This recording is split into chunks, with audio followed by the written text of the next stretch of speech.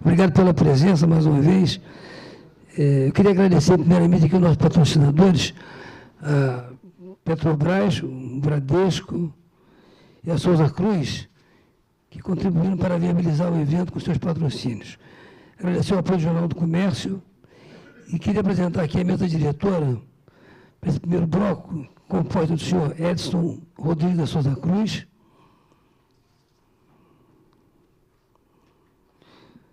gerente de logística e distribuição, e o senhor Leonardo Alonso, que é o gerente do departamento de logística do BNDES. Por favor. A gente vai falar um pouco sobre o supply chain da Souza Cruz, né?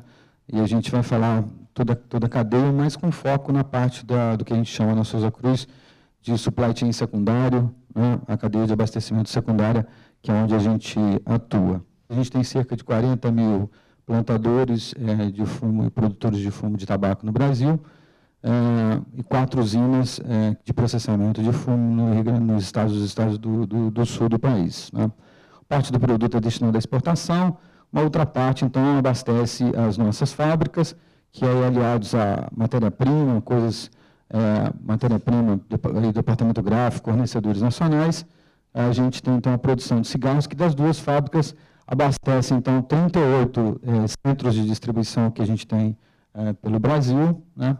E a partir desses centros de distribuição, a gente vai para cerca de 1.000 carros de entrega, uma parte deles abastecida diretamente nesse centro de distribuição, uma outra parte a gente utiliza postos de abastecimento, que são lojas avançadas, normalmente no interior do Brasil, são lojas fechadas, a gente não tem estrutura interna nesses postos de abastecimento, e elas são utilizadas para armazenar produto, normalmente por um período máximo de 1 semana. Para atender esses 300 mil pontos de vendas e fazer 88% do volume diretamente para funcionários da companhia, a gente utiliza diferentes modelos de distribuição e vendas, e eles são adequados ao perfil de cada varejo, ao perfil de cada região onde a gente atua. Bom, aí o cruzamento dessas variáveis todas, né, a gente, com esse cruzamento dessas variáveis, a gente estabelece, então, os modelos de atendimento dessa população de 300 mil clientes que a gente atende. Primeiramente, aspectos institucionais do banco. O banco foi criado em 52 como uma empresa pública, o capital totalmente da União. Bem, o banco se caracteriza como apoio a micro, pequenas e médias empresas, além da formação do parque industrial do país, com apoio diretamente a grandes empresas. E o foco principal do banco é na fase de investimento, apesar de que tem alguns programas, algumas linhas de financiamento em que o banco atua também na operação, basicamente no setor de indústria. O primeiro passo para alguma empresa pleitear o financiamento do BNDES da forma direta ou indireta, juntamente com que não seja automática, é apresentar uma carta consulta. Então, é feita uma análise simples, né? Ela é uma análise sucinta, e o banco tem 30 dias para dar a resposta se o projeto é meritório de financiamento ou não. O senhor já disse que os pedidos são feitos através da atendente, né? Ou então atendente telefônico, ou então através do vendedor. Então, eu gostaria de saber se vocês utilizam a internet também e, agregado a essa pergunta também, se vocês não utilizam ou pretendem utilizar o motoboy. Que a gente usa o sistema de televendas, né, pelo telefone, a presença do vendedor garante que o cadastro do comprador é realizado, e quando eu faço o telefonema, eu me dirijo exatamente à pessoa que o vendedor cadastrou e se certificou de que se trata de uma pessoa que é maior de idade, que, portanto, pode fazer as compras dos nossos produtos pelo telefone. Então, esse é um cuidado que a Souza Cruz tem. Com relação à questão da utilização de motos, né, nesse momento a gente tem um pequeno piloto com a utilização de uma empresa que presta esse tipo de serviços. Na cidade de Sobral, no Ceará, a gente atende a 300 clientes com a entrega terceirizada através de moto, e a gente está monitorando essa alternativa. Eu teria uma pergunta para o BNDES aqui. Foi mostrado num gráfico seu o apoio à infraestrutura, o apoio a serviços, em torno de 8%, mais ou menos. E indústria, 40%. Mais ou menos em torno disso. Foi mostrado aí.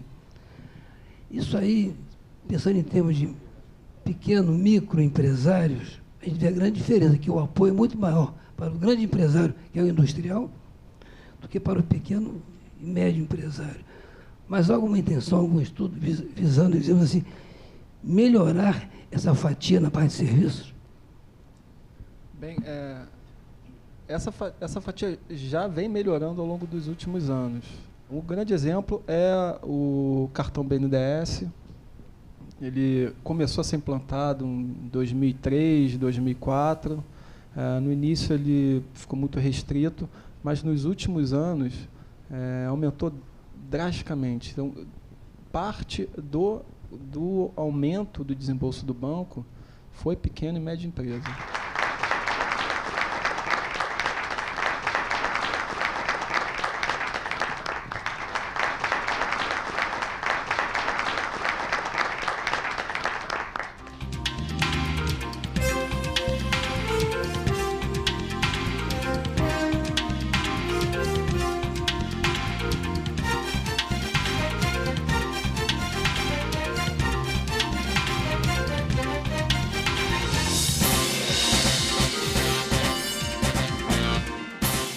E agradecer aqui, em nome do Marcelo Spinelli, que não pode comparecer, o Fabiano Lourenço, que vem representando.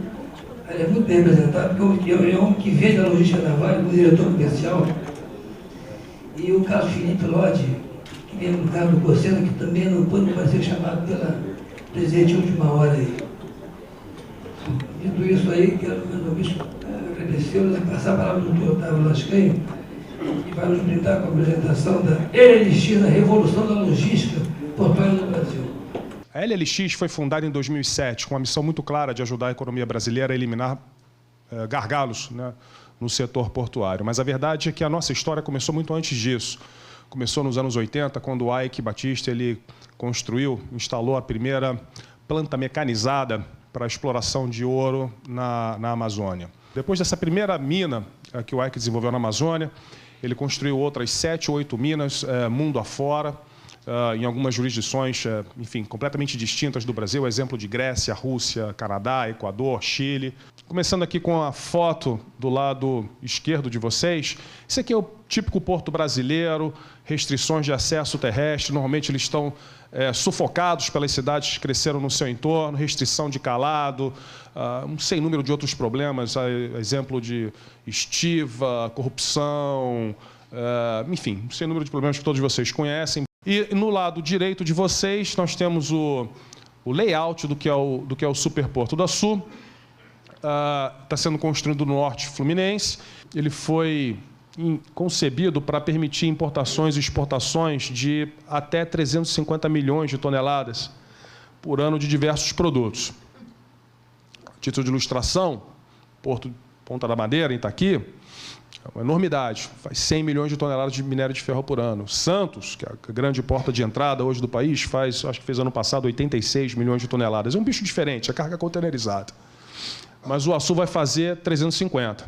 Daqui a 50 anos, eu espero estar vivo ainda, mas certamente o Açu vai continuar a ser a grande porta de entrada e saída do país. Nossa operação hoje é uma das maiores operações de carga geral do país. Nós movimentamos quase 70 milhões de toneladas entre operação ferroviária e operação portuária, né, só de prestação de serviço para o mercado, para os clientes. A gente opera em 3 grandes segmentos, no segmento da siderurgia, desde o minério de ferro até exportação e movimentação de produtos siderúrgicos.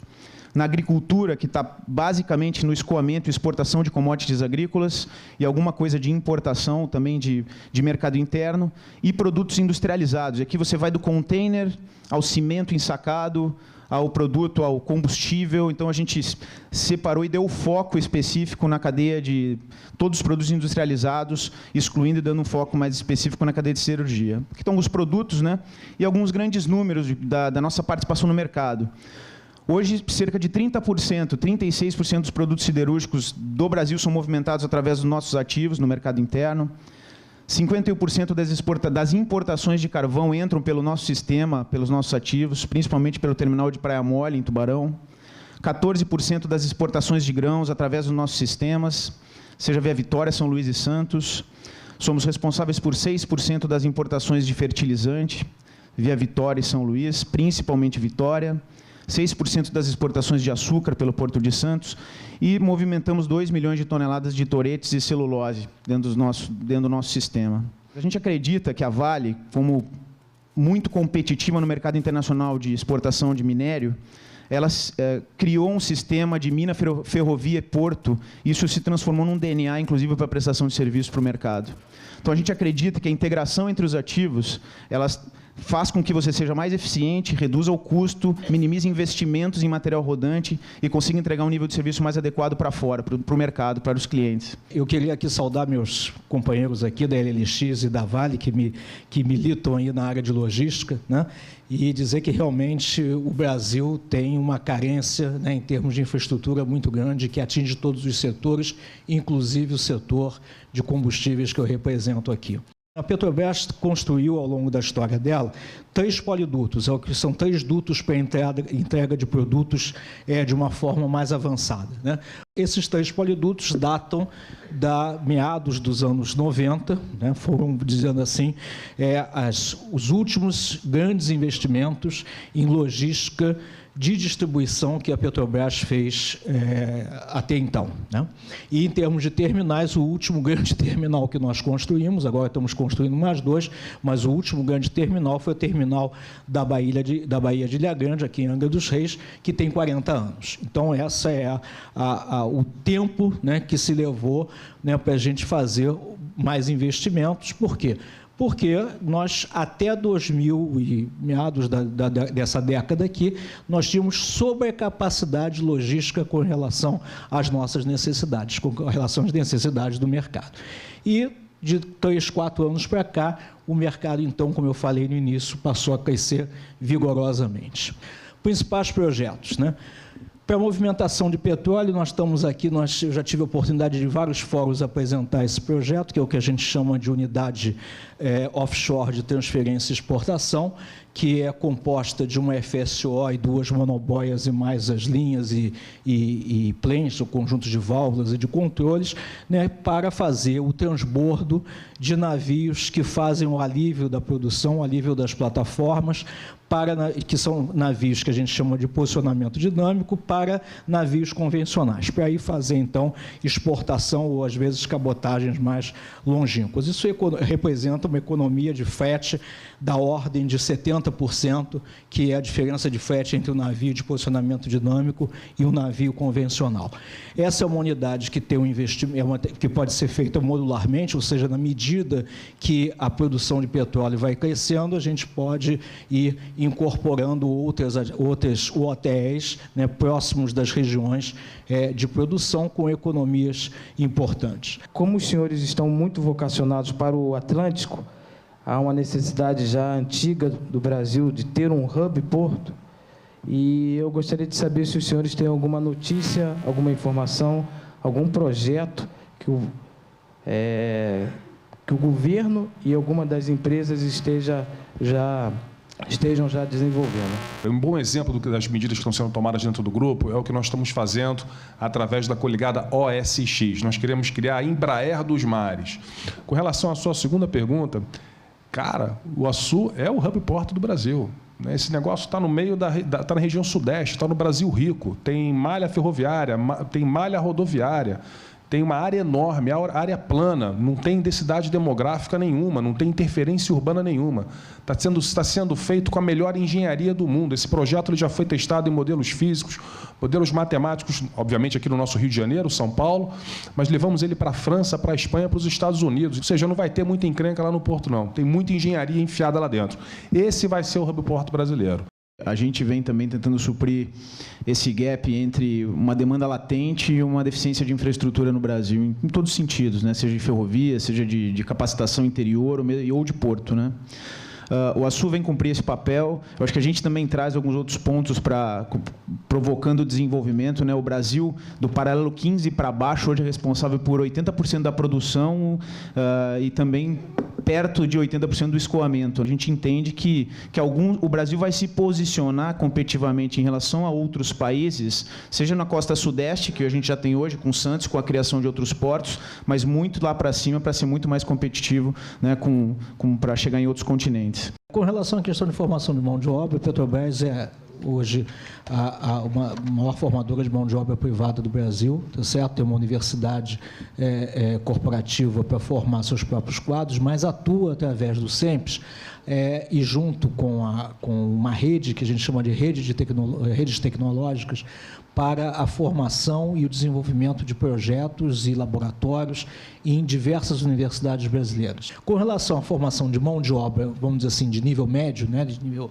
técnico, operacional, para os empreendimentos, né, existe um programa chamado PROMIMP, né, que é um programa que é do governo federal, mas que a Petrobras tem um papel ativo nele, que é um programa de capacitação da mão de obra dos fornecedores. Tá? Então, a Petrobras tem a sua participação, né, e tem, obviamente, os fornecedores, e esse programa fomenta, né, formar mão de obra, soldadores, pintores, engenharia, construção civil, enfim, para todas as necessidades da indústria de um modo geral. Bom, eu queria agradecer mais uma vez aqui as apresentações do presidente Otávio Lascani, da LLX, Fabiano Lorenzi, diretor comercial logística da Vale, e o Carlos Felipe Lodi, gerente de planejamento logístico do abastecimento da Petrobras. Eu queria entregar aqui o certificado de palestrante aos três. Por favor, vou começar com o Otávio Lascani. Muito obrigado.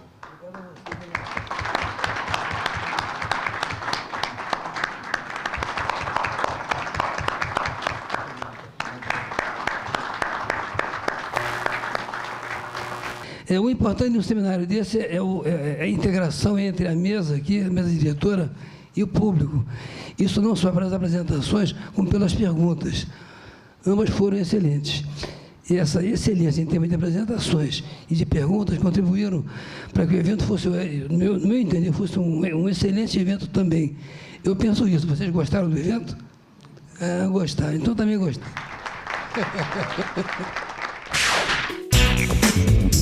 Thank you.